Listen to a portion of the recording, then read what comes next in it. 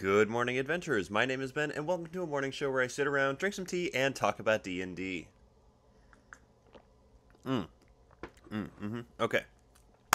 So, first things first, D&D news today. We actually have a little bit of news from yesterday. We have an official release date for the Critical Role Tal'dorei campaign guide, Reborn, that is supposed to be coming out on January 18th, 2022. So add another January release to your calendars. That is on top of the Gift Rules expansion set that Wizards has announced. It's coming out on the 25th.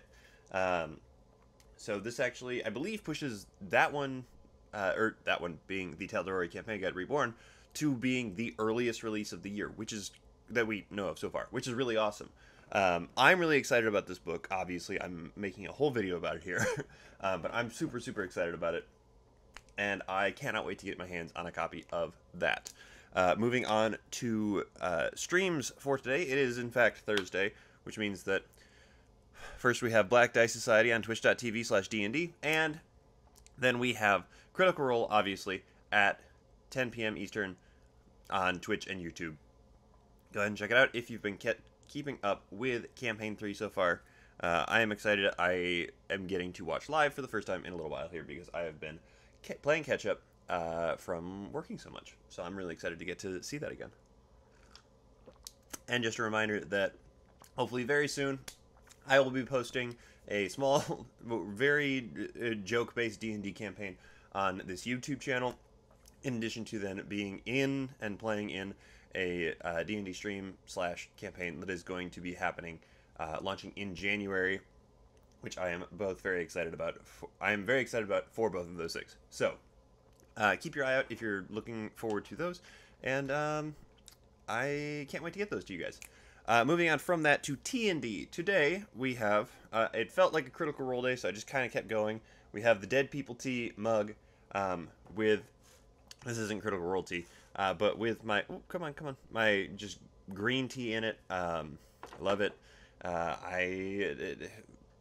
There was a long work day yesterday, and so we are just sort of moving through, and hopefully this little bit of caffeine will actually give me a little bit of a pickup. But that is T&D today. So let's get into what we are actually talking about today, what you guys are all actually probably here to hear about. Today, we're talking about the Tal'dorei campaign setting, and I, for one, am so excited about it. I wasn't intending to do this, so I don't actually have any notes in front of me for what this is. Normally I take notes on like pages and stuff to go to because I want to be able to highlight specific things about it, but we're going to kind of do that on the fly today, and hopefully that works out okay. I love this book. I think in a different video I had said that something, I think it was maybe the Tome of Beasts or the Griffin Saddlebag was the first third-party supplement I ever bought. That is technically not true. It is the first third-party supplement I bought that is still in production. This is the first third-party supplement I ever bought, just period, flat out. I bought this when it was still on the shelves at Barnes & Noble. So I got incredibly lucky to have gotten into Critical Role, gotten into D&D when this was still available for sale, because you can't buy this anywhere anymore, which makes it really sort of like one of the core pieces of my collection that I'm really, really proud of. I love all of the books that I have, but this one is very, very special to me for a lot of different reasons, but in particular because of the fact that you now can't get it anywhere. And I love this book. It's a really, really cool book. I was thrown off initially by the fact that the inside of it, it looks, just layout and design wise, it looks like a regular official third-party book or official Wizards book, but like you've got these little graphics in the bottom corners and top corners that are just a smidge different, and so that threw me off a little bit initially because I was reading this when I was just starting out on my D&D adventure. I was a level 1 adventurer, if you will, and so I was just excited about it more than anything else. So let's take a look inside at this. And part of the reason that I want to do this video on a third-party Thursday like this, and in particular, what will likely be the last third-party Thursday of this first season of Good Morning Adventures and this calendar year, is because the new book that's coming out, the Tal'dorei Campaign Guide Reborn, is supposed to be an expansion of the original one. It's supposed to have all of the original stuff of this book, but it's supposed to be, I believe, double the length almost, with a bunch of other stuff inside of it. And so I am incredibly excited. I want to give you guys a little bit of flavor of what you might be expecting to find in the new one, more so than maybe they have given us thus far in terms of like previews and teasers and stuff like that. So let's talk about what's in here a little bit. And again, bear with me. I don't actually have any notes on this right now because I decided to do it at the last minute here. But this is how it goes sometimes. Okay. So as a reminder, this book came out when they were still producing Campaign 1 of Critical Role. So there is not quite as much for the external regions of the world other than Tal'dorei. It was produced in 2017 with an introduction by Matt, blah, blah, blah, all of that stuff. So this book is majority a literal, like, place guide. Like it is a gazetteer. I think that's how you pronounce that. Gazetteer. It's got a bunch of stuff about places. That makes up the bulk of this book. It is a 140-page book, and 80 of those pages are talking about the different places across Tal'dorei, which is really awesome. And there's plenty of them that we actually very much know and love and are excited to get to see, or I was excited to get to see at least, as I was watching Campaign 1 and getting to see how it developed. So let's just pick one. Let's pick everybody's favorite. We're going to go to page 48. We're going to take a look at Whitestone and what they provide us with here. This book actually became a very, very good guide for me personally on how to structure my notes about places so that I would understand, or I could improvise on the fly how the players in my games would interact with the places that they were going to. So if they were going to a city, I wouldn't write necessarily this entire slew of things, but I would write a lot of these things down, even if they were just quick shorthand notes, so that I would have a frame of reference for the place that they were in, as opposed to going in totally blind. So in the Whitestone section, we get a map of Whitestone, which is really awesome. In rewatching Campaign 1 after the fact, using all of the maps, really, really helpful. But you get a map of Whitestone. They give you... you can't really see it here. Maybe you can. It is classified as a small city with a population number and then a breakdown percentage of the different races there, which is not necessarily like always going to be the most useful. But if the players are like, okay, well, do we see any halflings around? You can go, okay, well, 7% of the population is halflings, so you're probably going to see a couple of them, but not necessarily the bulk of them here.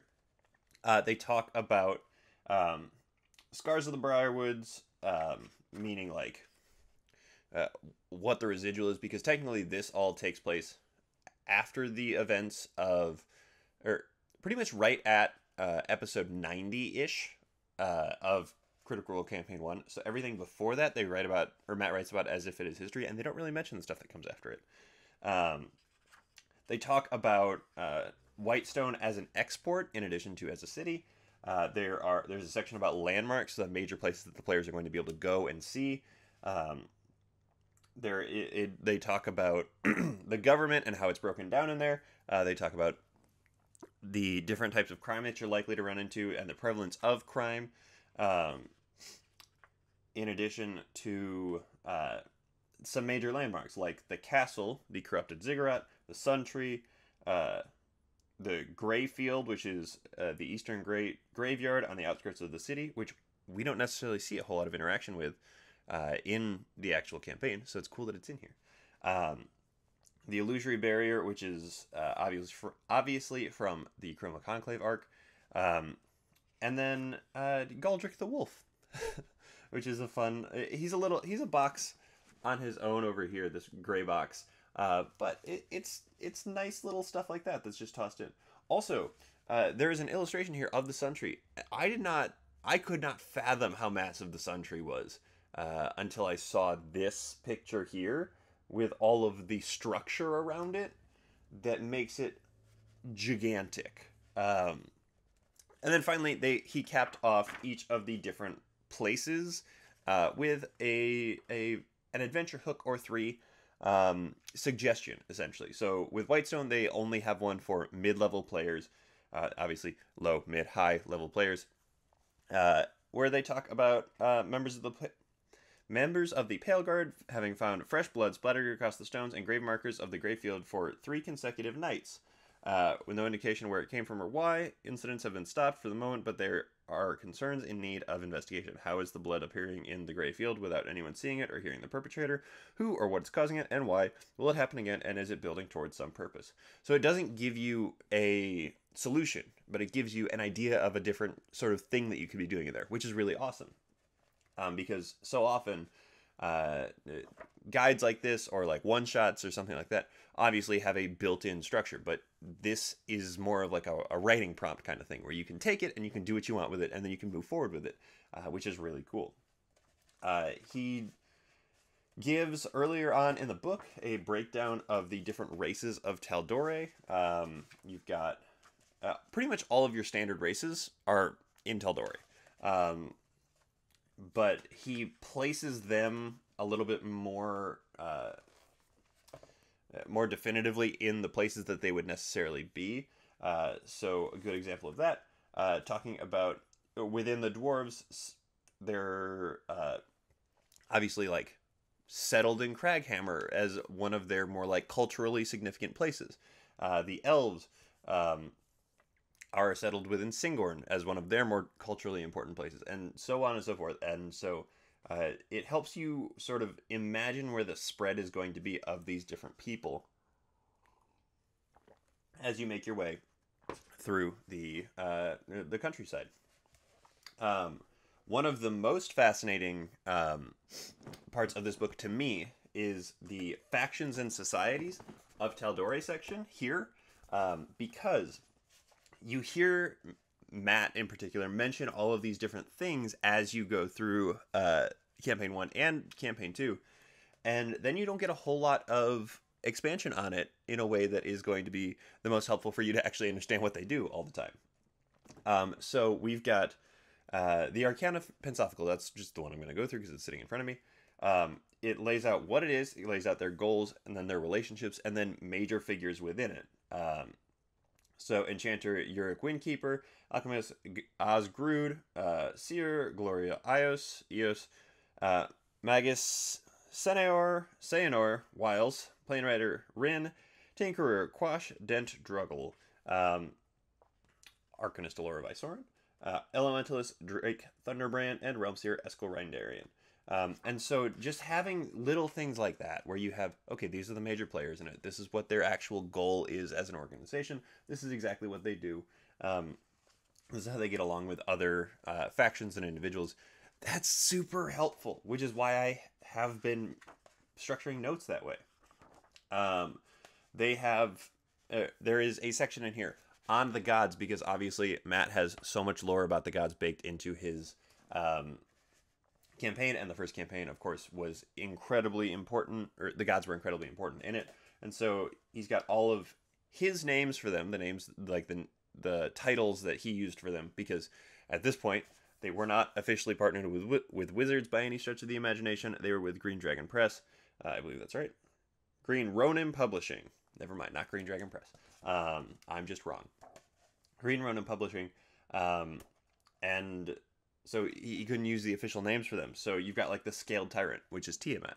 And then each of them comes with their alignment, their domains, a description of them, a brief like tie-in for their history, and the commandments that they go with, which is really cool.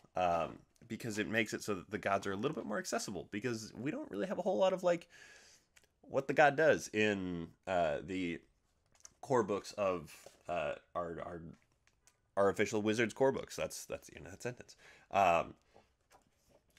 Then we are going to move on to the very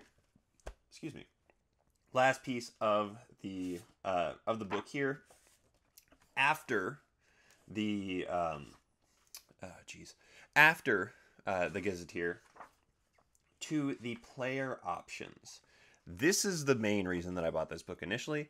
I was really excited about it. I was just getting to the point where they were supposed to be looking for the vestiges, which made me very excited. But it also comes with 4 or 5 different subclasses, which are really cool. I believe all of which are being reprinted in the new book. I think that was part of the announcement that they made, in addition to a couple of new ones. So I'm sure we're going to get the updated versions of the Blood Domain Cleric, the Path of the Juggernaut, the Rune Child, and the Way of the Cobalt Soul.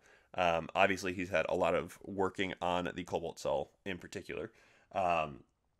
Then there are backgrounds that come with it specific to Tal'dorei, so Clasp member, Lyceum student, Ashari, recovered cultist, Fate touched.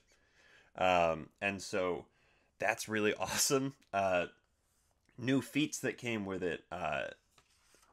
So you've got your Rapid Drinker, which is sort of the homebrew rule that he uses with a little bit of a tweak.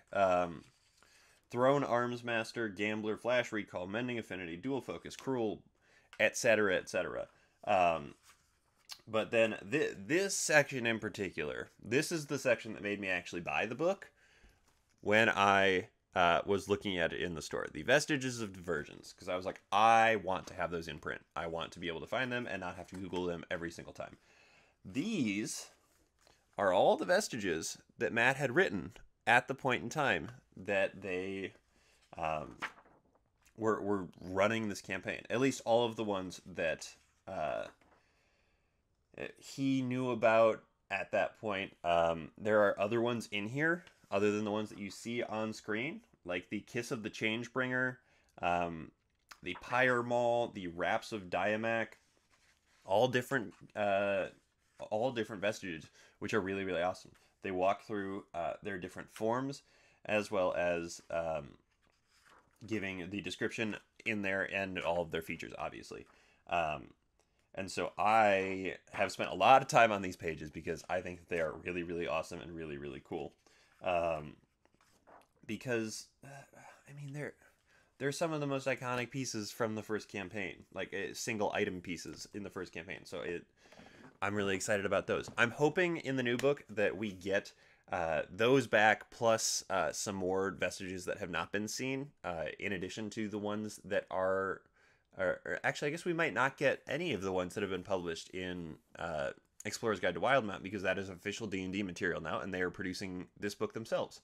So we might not get those, which is cool and okay. I do wish that we could get all of them in one place at some point here that isn't just the internet, but, you know, that's fine. But I am excited to see what they do with the other 140 pages that they're throwing in this, because I believe that it's supposed to be somewhere between 260 and 280 pages. And this book that I'm holding right here is 140. So I cannot wait to see what they do with this book. This is the expanded version of this is for sure my most anticipated currently book of 2022 at this point. We haven't gotten a whole lot of announcements on them yet, but this one, I'm more excited about this one than Monsters of the Multiverse, I think, for sure. But I can't wait for all of it altogether, because I'm a nerd and I really like Critical Role, and so I'm excited to see what they give us for that one. But that is everything that I have to talk to you guys about today. Thank you so very much for making me part of your morning routine. I very much do appreciate it. And thank you so much in particular to my patrons. You guys are the ones that make this show possible. If you are interested and able in becoming a patron, there's a link to my Patreon in the description of this video. I very much appreciate it. I post homebrew content on there pretty regularly, and so you're getting something other than just supporting the show. as well as that will be where I start posting the campaign that I am running. It will land there before it lands on YouTube, and so if you want early access to that, go ahead and check that out. But that, I believe, is everything. And yeah, I think that's it. So I will see you guys tomorrow. Thank you so much for tuning in. And until next time, keep on rolling.